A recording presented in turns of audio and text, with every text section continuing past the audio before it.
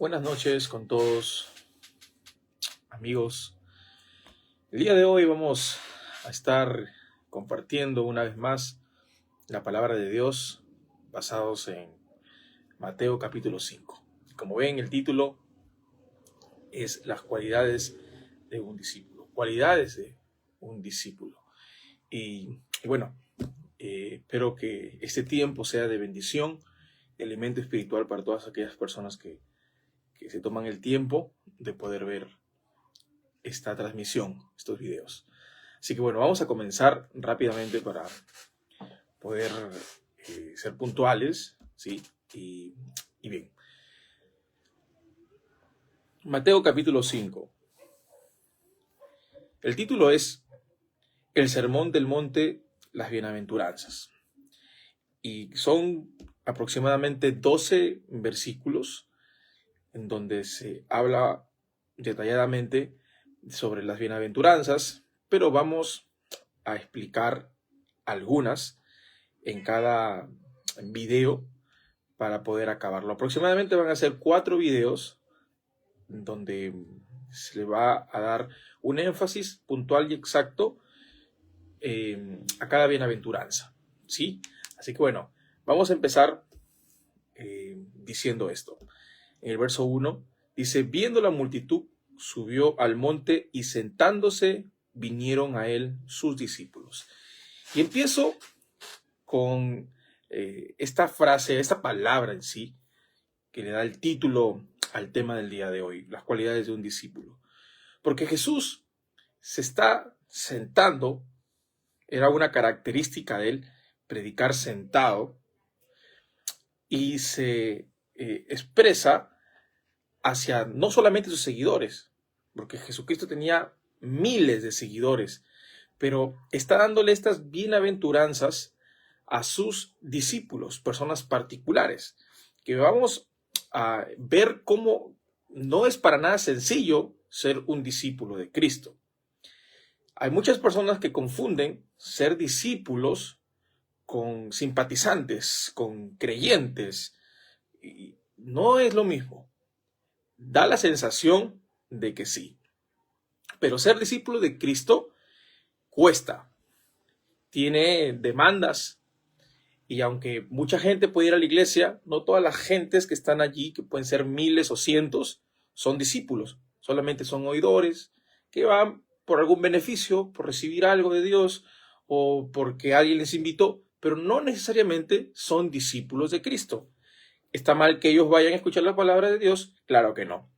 De a poco se empieza o por algo se empieza, pero la meta es que cada persona que está en la iglesia se convierta en un discípulo, y eso no se logra de un día para otro, porque el discípulo tiene que cargar su cruz, tiene que negarse a sí mismo y tiene que actuar como Jesús. Porque, a ver, expliquemos qué es un discípulo. Un discípulo en la antigüedad era una persona que imitaba a alguien más. Su forma de vida, su forma de expresarse, de cómo conducirse en los negocios, en la vida cotidiana. Y en la época de Jesús, habían rabinos que llamaban a personas para que aprendieran de sus conocimientos, de su estilo de vida. Y estos rabinos escogían a personas que de alguna manera eran dotadas o venían de familias que podían decir que sus padres eran sabios, y quizás por ahí, si la rama, o si el árbol, perdón, es bueno, entonces las ramas también, ¿no? Entonces, de alguna manera, los rabinos llamaban a personas que podían estar aptas para darles ese honor a su vida, ¿no? Y lo representen de una buena manera. Entonces, no era sencillo tampoco ser escogido por un rabino. Era muy complicado. El rabino ha debido tomar buenas referencias de ti, y en ese tiempo, para que alguien sea escogido por un rabino, era tan demandante que tenías que aprenderte la ley al revés y al derecho de manera tan exacta en tu memoria. Tenías que memorizar la ley. Cuando llegó Cristo, escogió a personajes que no conocían muchas letras, que eran pescadores. Hechos lo llaman los del vulgo, o sea, gente que no tenía estudios, que no tenían renombre, no tenían cartones universitarios, pero los llamó. Los rabinos no hacían esto comúnmente. Los rabinos escogían a personas de otra alcurnia, pero Jesús, el rabí, el rabino de rabinos, el rabí como lo llamaban, escogió a 12 discípulos para convertirlos en sus apóstoles. De hecho, hay muchos más, ¿no? Los 12 apóstoles no son los 12 discípulos, como algunos a veces lo hemos confundido. Los 12 discípulos, no, discípulos son muchos. Apóstoles fueron 12 que, o sea, tuvieron una comisión por Cristo y ellos fueron los que empezaron a dar testimonio de Jesucristo. Pero discípulos son todas aquellas personas que imitan a Jesús. Y eso es lo que Jesús siempre estuvo buscando. Por ejemplo, los 70, ellos fueron discípulos. ¿Por qué? Porque Jesucristo, ¿qué hacía? Jesucristo predicaba y mandó a los 70 a predicar de 2 en 2. Es impresionante cómo Jesús podía multiplicarse. ¿Por qué? Porque él no estaba en sí mirando a las multitudes, aunque la Escritura dice que miraba a las multitudes con compasión, pero él se enfocaba en ese grupo pequeño para darles conocimientos y enseñarles las cosas que debían de hablar, las cosas que debían decir, cómo debían movilizarse, y los mandaba a hacer. No solamente los llenaba de conocimiento, sino que les decía, vayan, hagan lo mismo. Los discípulos tenían que hacer lo que hacía su maestro, y Jesús no solamente hablaba, dice Hechos capítulo 1, sino que él hacía y enseñaba. Ese era Jesús, una representación perfecta de lo que significa ser un rabino, un maestro. Entonces, me he detenido en esta palabra discípulos porque no todos los que estamos aquí somos discípulos. En algún momento quizás hemos creído que sí, porque estamos en la iglesia tocando o cantando o hasta predicando, pero no necesariamente eso nos hace discípulos de Cristo. ¿Qué es lo que nos hace discípulos de Cristo? Bueno, lo más importante es negarse a que uno tiene que sobresalir o que tienes que ser tú al presentarte a un grupo o en cualquier lugar. Tú, desde que te convertiste en cristiano, ya no te estás representando a ti. Tú fuiste, tú moriste. Si tú estás en un lugar, estás representando a Jesucristo y todas tus actitudes reflejan a quién estás tratando de imitar. Si tú quieres agradar a Jesús, honrándolo como si fueras un verdadero discípulo de Jesús, entonces vas a actuar como Jesús actuaba. ¿Jesús qué haría en este caso? Es tu pregunta normal si te consideras un discípulo. ¿Qué haría Jesús si es que estuviera en mi lugar? Pero, ¿qué hacemos nosotros? ¿Qué haría yo? Y actuamos en nuestro yo. Y allí es donde nos alejamos de ser un verdadero discípulo de Jesucristo. Repito, Jesús vio la multitud, subió un monte y sentándose vinieron a él sus discípulos. Jesús se enfocó en sus discípulos. Y todas estas bienaventuranzas que vamos a estudiarlas no son sencillas, pero son las cualidades que se van desarrollando en la vida de un cristiano. Los cristianos no se hacen discípulos de un día para otro. Tiene un procedimiento, un proceso, y a veces va a demandar de dolor. Miren lo que dice el verso 2. Y abriendo su boca les enseñaba diciendo, verso 3, bienaventurados los pobres en espíritu, porque de ellos es el reino de los cielos. Bienaventurados los pobres en espíritu. Miren esta declaración.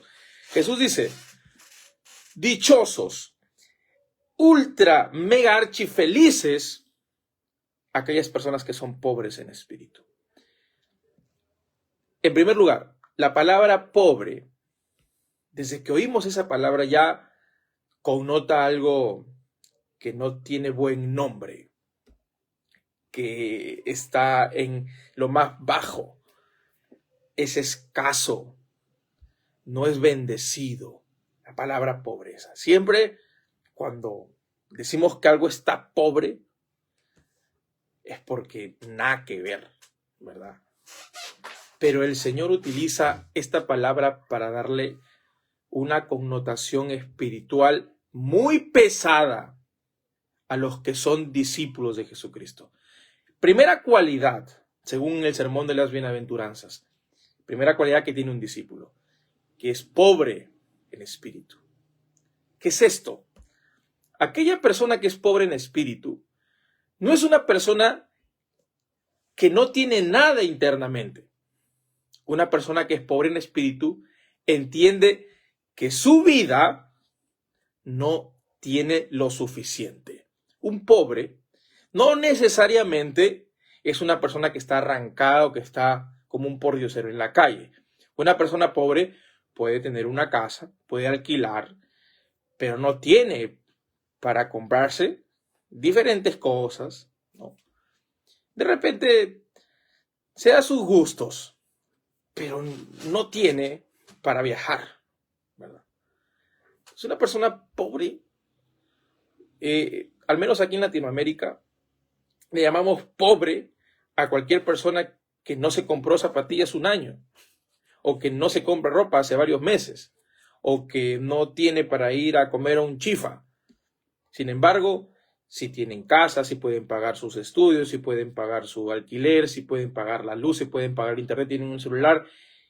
La pobreza aquí en Latinoamérica o en esta parte del mundo no es la misma pobreza que se vive en África. ¿Okay? Pero el Señor toma esta palabra pobre para decirnos, todas aquellas personas que sienten que no tienen lo suficiente, ellos, miren lo que dicen, de ellos es el reino de los cielos. ¿Pero por qué? Aquella persona que es pobre en espíritu es una persona que busca. Una persona que se siente que no es pobre, no busca. Miren, aquellos magnates y personajes importantes en los negocios, por más dinero que tenían movilizando, cada mañana se levantaban sintiéndose pobres. ¿Por qué? ¿Porque tenían una falsa humildad? No, porque ellos entienden que cuanto más ricos se sienten, es cuanto más deben buscar. Imagínate alguien que se siente realizado. Te conformas. Una persona que se siente pobre diariamente necesita buscar cada día mejorar, necesita cada día aprender, necesita actualizarse. Un discípulo que siente que ya lo tiene todo, deja de leer la Biblia, deja de investigar, deja de estudiar libros de teología, deja de escuchar prédicas, deja todo lo que puede aprender por sentirse que ya lo sabe todo. Nadie le puede enseñar. El Señor dice, no sean así. Los discípulos entienden que todos los días tienen algo que aprender. De ellos es el reino. El Señor dice, ustedes han entendido que vivir en el reino de Dios no es altivez de espíritu, es depender completamente del Señor. Porque aunque conozcan en parte, no conocen todo. Y aunque dominen en parte algunas cosas, no dominan todo. Siempre necesitaremos de la presencia de Jesucristo y de su palabra para crecer. Esa es la primera cualidad de un discípulo. Miren lo que dice el verso 4. Bienaventurados los que lloran, porque ellos recibirán consolación. Y eso es tremendo. Porque la segunda cualidad de un discípulo es que es una persona que ha aprendido a utilizar sus lágrimas no para deprimirse, sino para santificarse. Todos los discípulos de Jesús saben que tienen o van a tener que sufrir, porque en este mundo tendréis aflicción, dijo Jesucristo. Y en este mundo implica incluso en lugares donde menos lo esperamos. El Señor dice, bienaventurados aquellas personas que lloran. Las personas que lloran son las personas quebrantadas, las personas que pueden fallar. Siendo cristianos, pueden equivocarse, pueden haber caído. Sin embargo, tienen sus lágrimas para derramarse. Dice la Escritura en el Salmo 34, 18, cercano está Jehová de los quebrantados de corazón. Y el Señor no desprecia al espíritu quebrantado, a alguien que se humilla, el corazón contrito y humillado. Pero alguien que no siente la necesidad de derramar sus lágrimas delante de Dios es aquella persona que no tiene la necesidad o no le encuentra sentido a arrepentirse constantemente. Lo hablé hace unos lives atrás, que el cristiano entiende que todos los días necesita arrepentirse, porque aunque el Señor nos ha dado una vida nueva, vivimos en este cuerpo que es pecaminoso y que nos incita a pecar. Entonces todos los días necesitamos orar, derramar nuestras lágrimas, decirle, perdóname Señor, perdóname Jesucristo, no hice las cosas bien hoy día, actué mal, pensé mal, dije algo que no debí decir. Siempre hay algo por qué arrepentirnos, porque nosotros no somos perfectos, en el sentido de que constantemente estamos haciendo las cosas que están en contra de lo que Dios quiere. Y Dios lo sabe, Dios conoce que somos débiles, que somos polvo. Pero lo que Dios admira de cada discípulo es que vaya hacia Él y que le pida perdón y que llore. Yo creo que todo discípulo no tiene nada guardado en su corazón, sino que lo saca, lo bota a través de las lágrimas. Y claro que todos pasamos diferentes tipos de procesos y no todos superamos rápido. Sí, no todos asimilamos las cosas de manera rápida. Pero el Señor sí sabe que podemos recurrir a Él y dejarnos sanar a través de las lágrimas. No está mal llorar. Algunas personas que piensan que llorar es pecado, que llorar es siempre estar quejándose, y no. El Señor no desperdicia una lágrima de sus hijos, siempre las transforma en perlas. Siempre utiliza las lágrimas para limpiarnos, para santificarnos internamente. Y miren qué interesante, porque luego dice, porque ellos recibirán consolación. Esa palabra consolación tiene que ver con el griego parakletos, que significa el consolador. Y se le atribuye esa palabra ¿a quién? Al Espíritu Santo. Es el Espíritu Santo que está en medio de ese llanto. Miren, no hay nada más hermoso que ver una persona quebrantada, porque esa persona está siendo tocada por el Espíritu Santo. Cuando tú lloras delante del Señor es porque el Espíritu Santo está obrando en tu vida. Es porque está haciendo una obra que tú no ves, pero Él lo está haciendo real en ti. Él está santificándote en medio de esas lágrimas que estás derramando. Él está dándote fuerzas en medio de esas lágrimas que tú derramas. ¿Por qué? Porque alguien habló de ti o porque alguien está haciendo algo que no te agrada. Dios ha visto eso y está utilizándola a tu favor. Un discípulo ha aprendido a llorar cuando lo ha requerido, a llorar no necesariamente por dolor, sino a llorar en la presencia de Dios. Miren, yo creo que un discípulo entiende todos los días su debilidad y que lo único que le queda es decirle, Señor, ayúdame. Y derramo mis lágrimas porque no sé cómo vivir mi vida sin ti. No podría y tampoco quiero saber cómo vivir mi vida sin ti, porque aunque eso no existe, ¿verdad? Pero si aunque hubiera por ahí una manera, no me interesa. Una persona cristiana derrama sus lágrimas porque quiere santificar su corazón. Una persona también que derrama sus lágrimas es una persona sensible. Y parece que estoy haciendo mucho énfasis en esta parte de las lágrimas, como si fuera un sufrido. Pero he visto mucha gente sufrir, y aquella persona que es sensible, Dios valora ese corazón. Las personas duras, esas que no les duele nada, esas que se han curado de todo, que no les afecta ya, son un poco peligrosas porque se han colocado una capa de fortaleza, pero es falsa.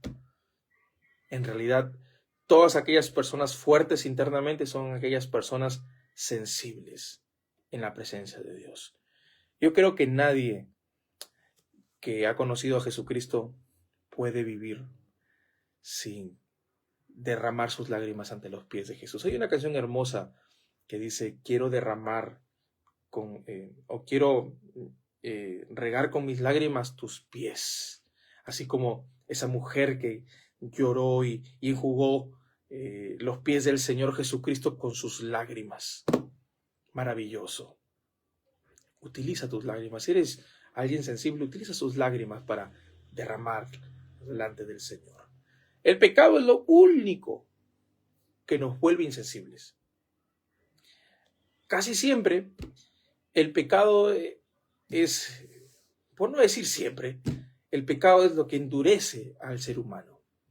Alguien que está en la iglesia y que no siente nada. Dice: ¿qué es esto?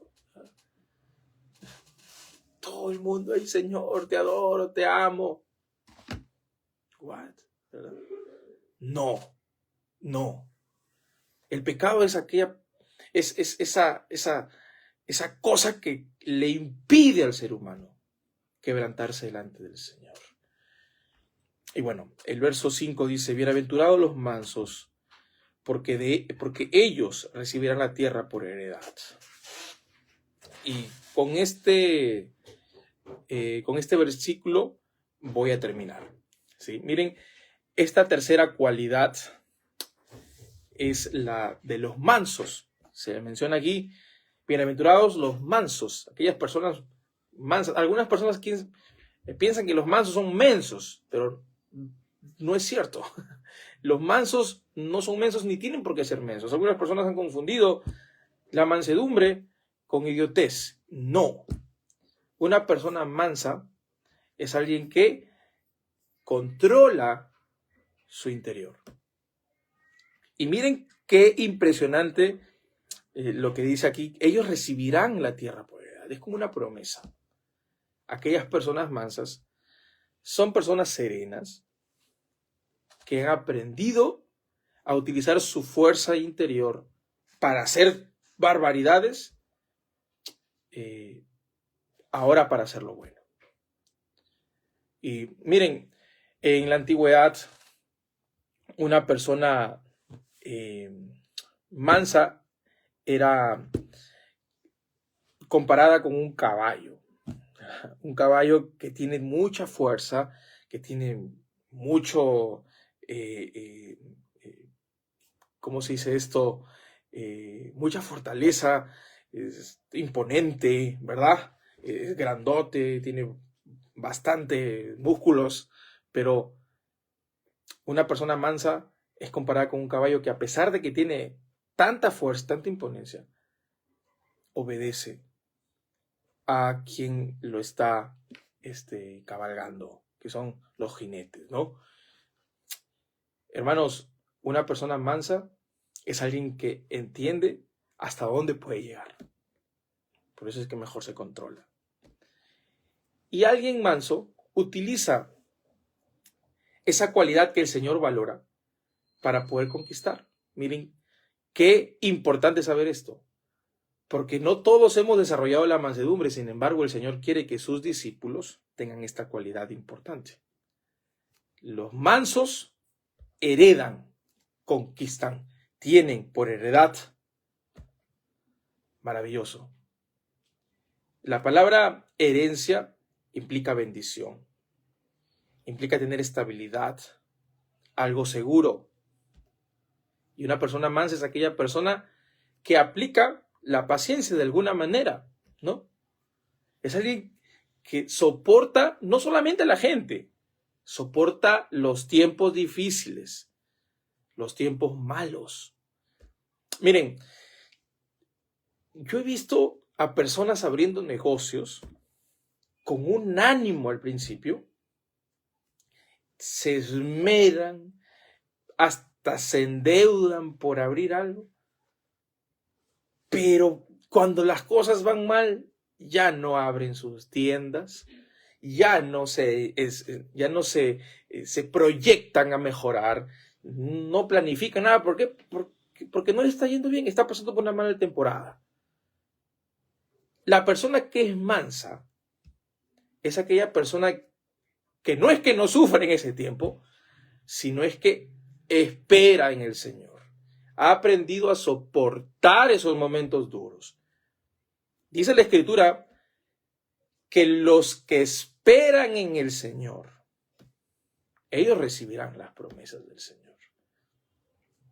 Abraham, él no solamente recibió la promesa del Señor, sino que esperó con paciencia y la recibió. Porque las cosas que uno puede adquirir en esta tierra no siempre van a llegar de manera rápida o espontánea. Se necesita pasar un tiempo. Somos, pero tan apurados que queremos que las cosas suceden ya. Sin embargo, a veces pueden pasar unos buenos meses para entender cuál es el propósito de Dios. La mansedumbre nos hace esperar en esos tiempos y no solamente esperar quietos, porque algunos dicen, ya listo, espero quieto. Ok, no hago nada hasta que el Señor cambie las cosas. No, siempre tenemos que estar haciendo algo nuevo. Creo que es una de las frases más importantes en toda mi vida y mi estandarte. Cada vez mejorar algo, y es algo que yo quiero decirte a ti. No te quedes como el año pasado. Siempre actualízate. Si no te está yendo bien en algo, es porque algo estás haciendo mal o porque estás repitiendo algo que ya no funciona. Tienes que hacer cosas diferentes. Los mansos utilizan toda su fuerza en la cólera, que pueden reventar y todo, la utilizan para lo bueno. Esa misma energía que tú tienes para hacer todo lo que no está bien, la mansedumbre la utiliza a tu favor. Que no se te olvide. El Señor quiere que tengamos esas tres cualidades, son muchas. ¿Ok? Y digo que Él quiere que tengamos, no porque como discípulos no las tenemos en parte, pero no las estamos desarrollando cada vez más como el Señor lo quiere. Y es que el Señor sabe que no somos plenos en todo. Lo que hablamos, lo que decimos, sí, esto, ya, muy bien, lo predicaste, le enseñaste, pero a pesar de que lo podemos hacer y decir y hablar y leer y todo el asunto, no hemos llegado a la plenitud de todo. El Señor quiere que cada día avancemos y que lleguemos a parecernos al varón perfecto, ¿verdad? Así dice la Biblia. Nosotros podemos alcanzar estas cualidades o potenciar estas cualidades, porque un discípulo de Cristo, aunque no nace una persona siendo discípulo, se convierte día con día. Pero, escuchen esto, si nosotros somos discípulos de Jesús, es porque hemos nacido de Jesús. Y si hemos nacido de Jesús, siempre vamos a dar fruto, porque Él es la vid y nosotros los pámpanos. Siempre vamos a dar frutos, y esos frutos son de un discípulo. Son muchas bienaventuranzas que vamos a entrar a desarrollar y hablar, y por eso les dije al principio que vamos a hacer como 4 videos para hablar lo más exacto y lo puntual de cada bienaventuranza, esperando obviamente de que estos temas sean de bendición para ti y que puedas crecer en tu vida espiritual. Que el Señor te bendiga. Bye, nos vemos.